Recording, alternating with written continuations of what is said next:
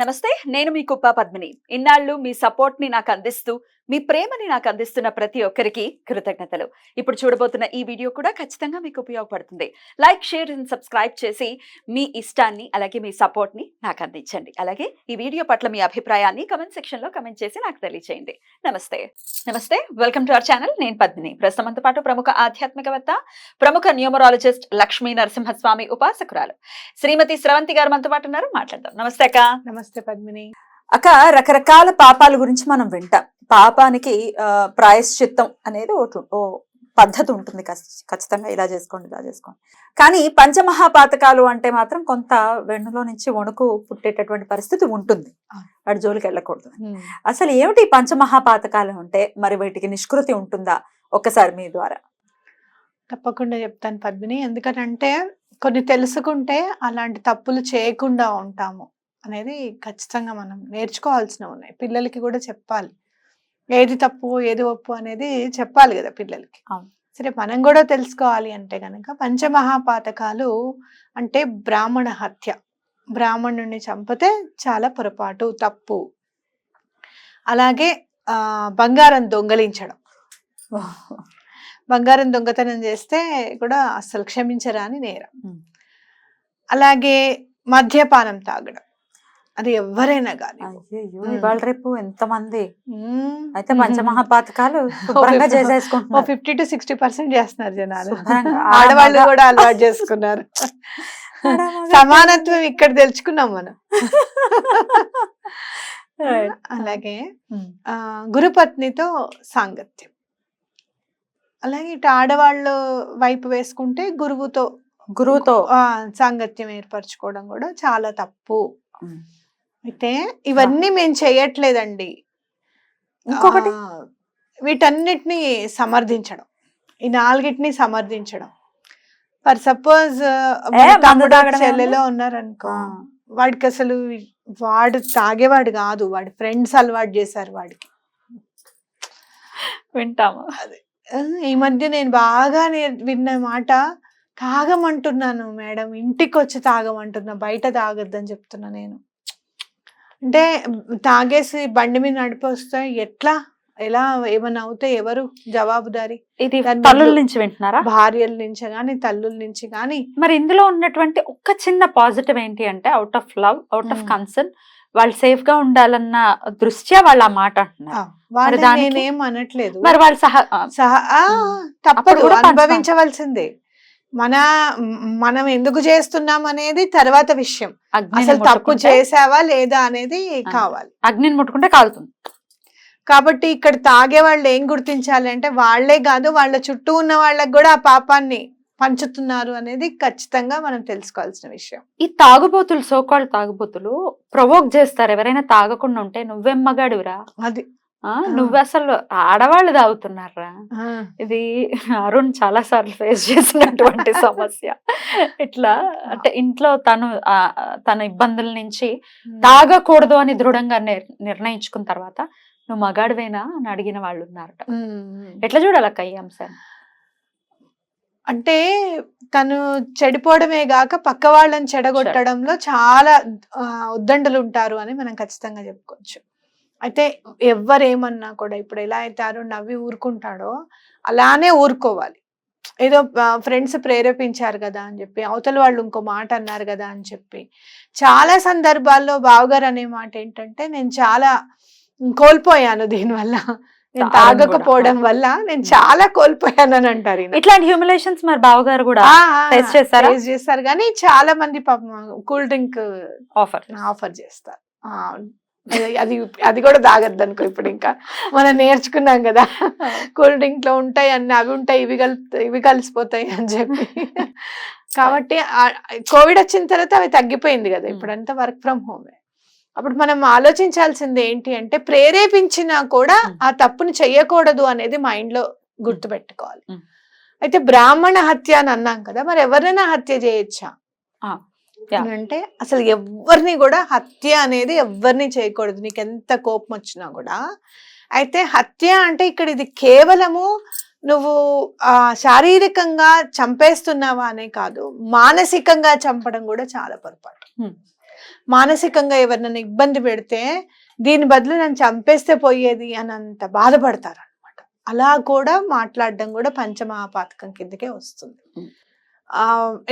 ఎందుకు ఇవన్నీ ఇలా మామూలుగా 4 అవుట్లైన్ గా రాశారు ఏంటి అని అంటే, మనం ఆలోచిస్తున్నప్పుడు మన స్ఫురణకు వస్తుంది, అయ్యో నేను ఇంత మాట అనేసానా, పొరపాటుగా అన్నానే, క్షమాపణ చెప్దామే అనే ఆలోచన మనంతటా మనకి రావాలన్నమాట. అందుకని చెప్పి ఇవి పైపైన రాసి వదిలేశారు ఈ పంచమహాపాతకాలు అని చెప్పుకోవచ్చు. బంగారం అనుకో, కొంతమంది ఏం చేస్తారు అని అంటే, మనిషి మీద చాలా కోపం ఉందనుకో, ఆ బంగారం దాచేసి ఊరుకుంటారు, చెప్పరు. తర్వాత ఎప్పటికో అప్పుడు మళ్ళీ వీళ్ళే తీసుకెళ్లి పెట్టే వాళ్ళని కూడా నేను గమనించాను. నేను కావాలనే చేశాను, నేను తప్పు చేసి నాకు ఏ పాపం అంటున్నా పర్వాలేదు, ఆ రోజుల్లో అప్పుడు నాకు చాలా కోపం వచ్చింది, నేను చేశానండి అని చెప్తారు. అలా కూడా చేయకూడదు. మనిషిని ఎప్పుడు కూడా హింసించకూడదు, అలా బాధ పెట్టకూడదు అనమాట. ఇంకొకటి, మీకు ఎక్కడైనా బంగారం దొరికినా కూడా అది తీసుకొని వెళ్ళి చక్కగా హుండీలో వేసేసేయండి దేవుడి గుళ్ళో. అస్సలు పొరపాటున కూడా బంగారం ఫ్రీగా మన దగ్గరికి రాకూడదు, ఫ్రీగా మనం ఎవరికి ఇవ్వకూడదు, గిఫ్ట్ గా కూడా బంగారం ఇవ్వకూడదు. లక్ష్మిని ఇచ్చినట్టే బంగారం ఇస్తే. సరే, మీరు ఎవరన్నా ఏ అన్న కూతురో ఏ చెల్లెలు కూతురో అని చెప్పి మీరు ఇస్తే ఒక్క 10 రూపాయలు వాళ్ళ దగ్గర నుంచి తీసుకోండి. ఓకే, అలా తీసుకుంటే మంచిదని నా ఉద్దేశం. నేను అలానే చేస్తాను ఎవరికైనా ఇచ్చినా కూడా. అయితే ఇంకోటి మనం ఇక్కడ చూడాల్సింది ఏంటి అంటే, ఇవాళ రేపు సమాజంలో గురుపత్ని సాంగత్యం, అసలు గురుపత్ని సాంగత్యమే కాదు, అవతల ఎవరైనా మీరు ఫ్రెండ్స్ ఉన్నారనుకో, ఏదో ఒక సలహా అడుగుతారు కదా, ఏదో ఒక మంచి గురించి సలహా అడుగుతారు కదా, ఎంత నిగూఢంగా ఉంటుందో చూడేది. సలహా అడిగినప్పుడు వాళ్ళ సలహాని నువ్వు తీసుకున్నప్పుడు వాళ్ళ నీకు గురువుతో సమానమేగా. ఇంకా కరెక్ట్, అవునా? తెలియని విషయం చెప్పినా సలహా తీసుకుంటే గురువుతో సమానమే కదా. లేదు, వాళ్ళకి ఇంకొకటి ఏంటంటే, నువ్వేదన్నా ఇల్లు కట్టుకోవడానికో, లేకపోతే ఇవి ఎక్కడ దొరుకుతాయిరా, ఇవి ఫ్రీ, తక్కువ క్వాలిటీ, తక్కువలో మనకి ఎక్కడ దొరుకుతాయి అని చెప్తే, బలానా వాళ్ళు ఉన్నారు, వాళ్ళు నేను చెప్తే నీకు తక్కువకి పంపిస్తారని చెప్పి అలాంటి సహాయం కూడా తీసుకుంటాం. అప్పుడు కూడా అతను, ఆ స్నేహితుడు కూడా గురువు కిందకే సమానం. అంటే ఏంటంటే, ఎప్పుడు కూడా అవతల పరాయి స్త్రీ సాంగత్యం అనేది కోరుకోకూడదు ఎటువంటి పరిస్థితుల్లోనూ అని చెప్పి మనం ఇక్కడ అర్థం చేసుకోవాలి.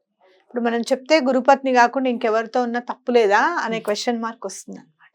కాదు, ఎవరినైనా కూడా మీరు, మనం పరమాచార్య గారి గురించి మనం చెప్పుకుంటుంటే, పరమాచార్య గారు ఏమంటారు తెలుసా, చాలా నేర్చుకోవాల్సింది ఉంది నాకు, ప్రతి ఒక్కళ్ళ నుంచి నేను నేర్చుకుంటూనే ఉంటాను ప్రతిరోజు అని చెప్తారనమాట. అంటే జగద్గురువులకే అంతలా ఉంటే, ఇప్పుడు మనం ప్రతి ఒక్కళ్ళ దగ్గర నుంచి నేర్చుకుంటున్నాం అంటే ప్రతి ఒక్కళ్ళు మనకి గురువుతో సమానమే. ఇంకా ప్రతి పరాయి స్త్రీ, అలాగే పరాయి మగవాడు మనకి గురువుతో సమానమే. ఇంకా ఇక్కడ మనము చూస్తే గనక చెట్టు చేమలు, అలాగే పిచ్చుకలు, వీటిని చూసి నేర్చుకోవాలి, వీటిని చూసి నేర్చుకోవాలని మనం అనుకుంటూ ఉంటాం కదా. మన ముందు ఉన్న చరాచర సృష్టి అంతా కూడా మనకి గురువుతో సమానమే. కాబట్టి ఎటువంటి పరిస్థితుల్లోనూ పరాయి స్త్రీతో కానీ పరాయి మగవాడితో కానీ సాంగత్యం అనేది ఉండకూడదు అని ఇక్కడ మనం అర్థం చేసుకోవాలి. మనం విశ్వనాథ్ సార్ గారి వాట్సాప్ లో చూస్తే, ఆయన రాసింది, వాట్సాప్ లో ప్రతి ఒక్కళ్ళు పెట్టుకుంటారు కదా, ఆయన ఏమని రాశారో తెలుసా, నన్ను కలిసేవాళ్ళు నాకంటే ఎంతో కొంత గొప్పవారుగానే నేను భావిస్తాను అని రాశారు అనమాట. అంటే ఏంటి, ప్రతి ఒక్కళ్ళ దగ్గర ఏదో ఒకటి నేర్చుకోవడానికి నాకు అవకాశం ఉంటుంది. ఇప్పుడు ఎవరిదైనా చూసారు, హార్స్కోప్ చూసారు అనుకో, అది ఎలా జరుగుతోంది, ఇప్పుడు తన దగ్గరికి వచ్చినప్పుడు ఏదైనా ఉండకూడదు అంటే, ఎప్పుడు అప్పటి వరకు రాంది వచ్చింది అనుకో, మరి అక్కడ ఆ జాతకం నుంచి ఈయన నేర్చుకున్నట్టే కదా, ఎంతో కొంత కొత్త విషయం నేర్చుకున్నట్టే. సో ఎవరో ఒకళ్ళు, నాకంటే వచ్చిన వాళ్ళందరూ కూడా ఏదో ఒక విషయంలో నాకంటే గొప్పవారుగానే నేను భావిస్తానంటే, అందరిలోనూ గురువుని చూడడం అనేది చాలా ఇంపార్టెంట్ మనకి అనేది మనం అర్థం చేసుకోవాలి.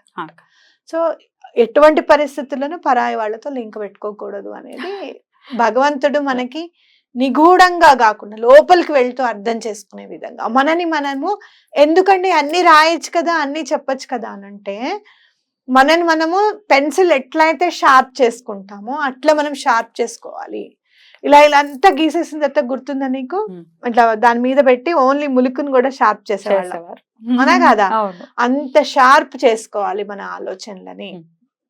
అప్పుడు ఏదైనా తప్పు చేసినప్పుడు నీ ఇన్నర్ వాయిస్ కి అర్థమైపోయింది అనుకో, అలవాటు అయిపోయింది అనుకో, ఇది తప్పు, ఇది చెయ్యొద్దు, ఇది ఇలా చేయకూడదు అనేది మనకు చెప్తూ ఉంటుంది అనమాట.